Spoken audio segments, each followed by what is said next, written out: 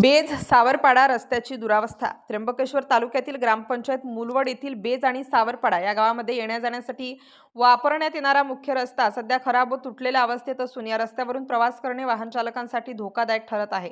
या रस्त्याची जबाबदारी सार्वजनिक बांधकाम विभाग उपविभाग नाशिककडे असून प्रशासनाने दुर्लक्ष केल्याचे ग्रामस्थांचे म्हणणे आहे।